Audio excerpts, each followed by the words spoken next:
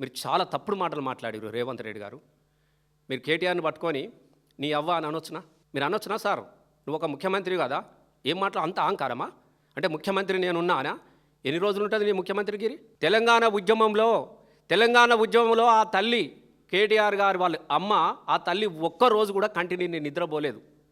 అర్ధరాత్రి ఎప్పుడు తెలంగాణ ఉద్యమ బిడ్డలు ఇంటికి వచ్చినా కూడా కడుపు నిండా అన్నం పెట్టినటువంటి తల్లయ్య బాబు, నీకు తెలియకుంటే నువ్వు అప్పుడు ఏడునో, నీ బతికేడున్నది.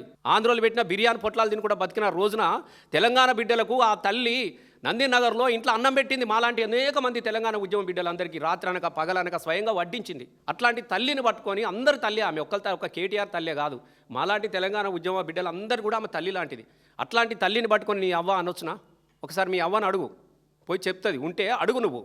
నేను గిట్లా కేటీఆర్ గిట్లా మాట్లాడినాను, ఏమంటుందో నీ తల్లి చీపురు కట్టతో కొడుతుంది. నేను చీపుర్లు ఉంటే నేను నానే చీపుర్లతో కొట్టేటోళ్ళు ఆడబిడ్డలు.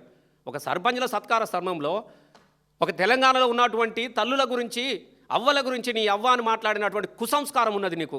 అసలు నువ్వు ముఖ్యమంత్రి అని చెప్పుకోవడానికి చాలా సిగ్గు అనిపిస్తున్నది మాకు.